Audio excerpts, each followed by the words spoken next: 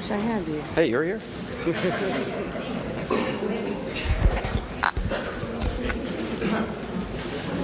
Got everybody? I want to say good afternoon to all of you and thank you for coming. Thank you. I'm pleased to announce that we have reached an agreement with our fellow state employee leaders that will, over the next 20 years, save Connecticut taxpayers a total of $21.5 billion. This is the most significant agreement with state employees in Connecticut history, not just because it solves a short-term problem, but because it produces the kind of long-term structural reform we Connecticut residents, elected leaders, and our state's workforce so desperately need if we are to again grow, produce new jobs, and prosper together. Our agreement is also historic because of the way we achieved it. We respected the collective bargaining process, and we respected each other, negotiating in good faith, without fireworks, without anger. To my friends in CBAC, thank you. You have stepped up to the plate and said you want to be part of the solution. Under this agreement, we will all share in the sacrifices necessary to stabilize our state's finances. In the short term, over the next 2 years, this agreement will save taxpayers $1.6 billion. The remaining $400 million we need to balance this budget will come from a mix of additional spending cuts and existing budgetary revenue. Taxes will not be raised beyond what is already in the budget.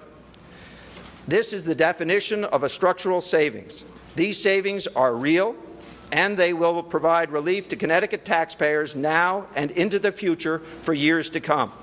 This agreement should serve as the foundation for affordable public services for a generation and does not leave the bill for those services to the generations that follow.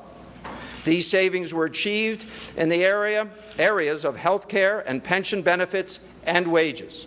Our fellow state employee leaders have asked us to refrain from discussing the specific details within each of those categories until they've had a chance to communicate to their members, and I am happy to comply with that request. One more point. There are no furlough days in this agreement, nor is there a reduction in the 40-hour work week or 37-hour work week. This means we've achieved these savings without reducing government's ability to serve its constituents and without reducing employee productivity. I want to thank the Democratic leaders for their strength and leadership they have demonstrated.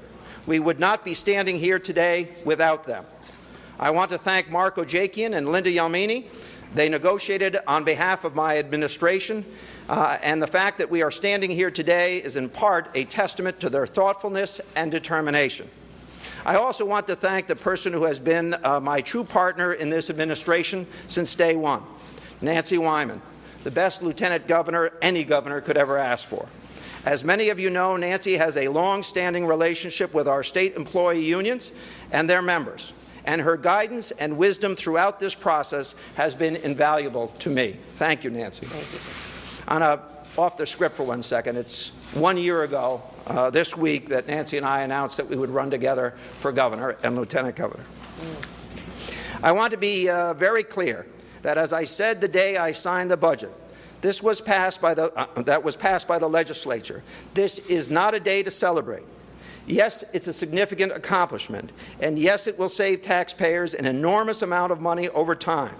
But any time you ask sacrifices of people, you need to be mindful of the impact on their lives, and I am. In return for all the sacrifices they have made, state employees have received job security. But let me be very clear about this. The work of revitalizing state government has just begun, and it will continue. Over the next few years, I intend to reduce the number of state employees. But rather than doing that by layoffs, we will do it by attrition and by eliminating managerial positions. And we will make the state workforce more efficient by making smart investments in technology. We will give our state employees the tools they need to be successful. Now, this agreement must be ratified by the individual employee bargaining units. As a show of good faith, I've directed Ben Barnes, the OPM Secretary, to immediately suspend the issuance of layoff notices and to rescind the ones that have been issued so far. I urge my fellow state employees to approve this agreement in a timely fashion. Once ratified by the rank-and-file workers, we stand ready to work with the leadership of the General Assembly to secure final approval. When this happens, come July 1, the state will have in place a budget that is balanced, with no gimmicks, and one that provides something that the state hasn't had in many years: fiscal stability. Most of all, it will contain the type of structural reform Connecticut so desperately needs. Thank you.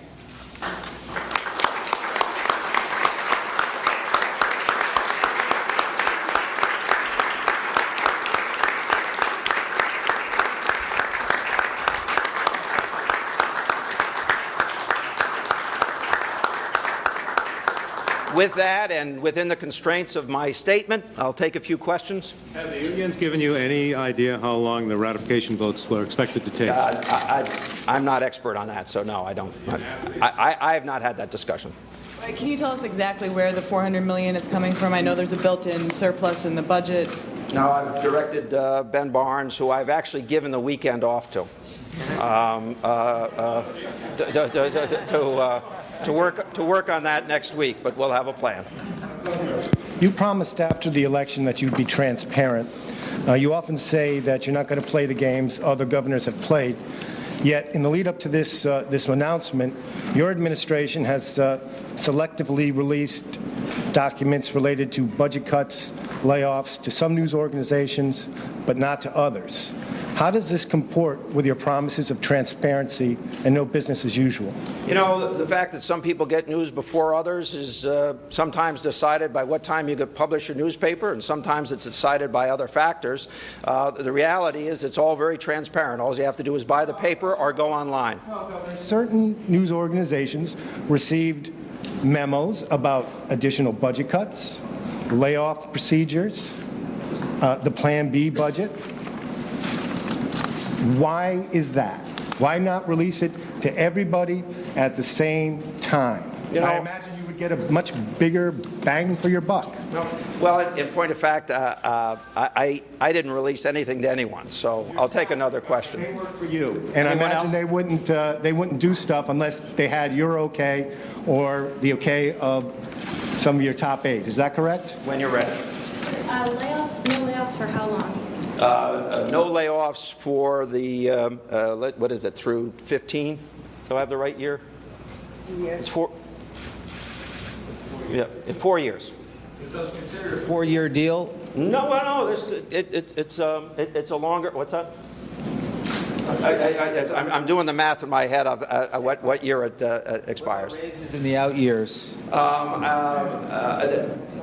know, we're not going to. Again, I think that leadership needs to convey information to their members, and so I want to be respectful of that. Notices that have gone out and are in the pipeline are they getting a rescission letter? They will be rescinded by the Secretary of OPM. How do you get to $21.5 billion over 20 years? Once the unions have had a time, the union leadership has had a time to convey the changes contained in this agreement, that we can release more information. Is that a time certain? Is that a time certain when the unions will be done and you can give us all the backup behind these numbers? I believe that they're engaged in it probably right now. I want to be respectful. I was asked to be mindful that they needed to communicate. The statement that I read to you was shared with them, and I'm trying to stay within the parameters, understanding your need to develop information. I understand that, but I'm trying to be respectful. I'm looking for a rough idea. Are you talking a day, the weekend? Call one of them, would you? Okay. Can you say, Governor, whether the savings here have been achieved through what might be considered conventional types of concessions and give-backs, or is there something else that's new and different, or a formula of some sort, or some long-range thing that achieves it? The only thing I'll say is consistent with the statement that it's structural in nature.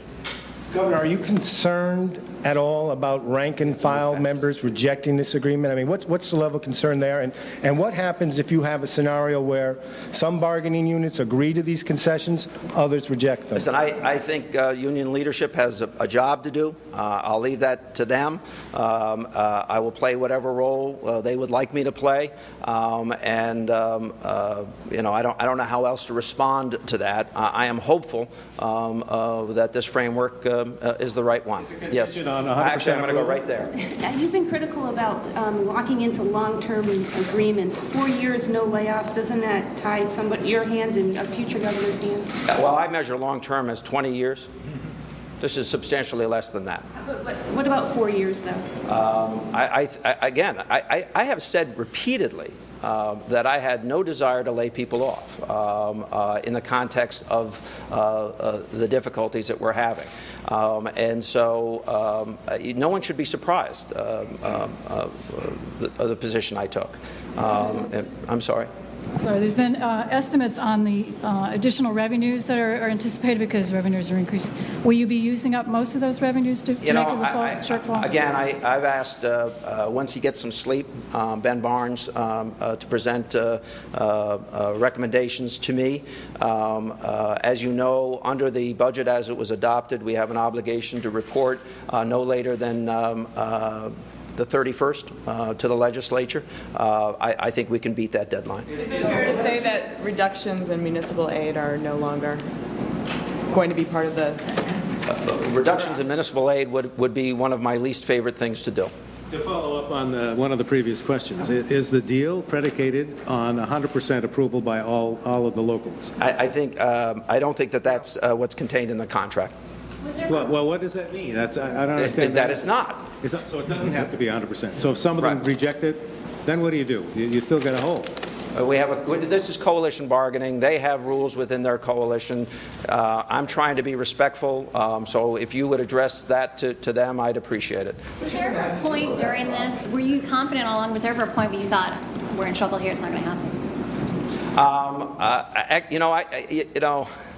Every time you asked me, I said we were still talking. And that we were still talking was a good sign. We never stopped talking. We might have had an hour here or hour there where we weren't talking as much as we would have liked. So my answer to you today is the same answer that I gave you over the last number of weeks. As long as we were talking, I was hopeful. When did things begin looking up from your perspective? November 2nd. All right, thank you very much. Thank you. Thank you.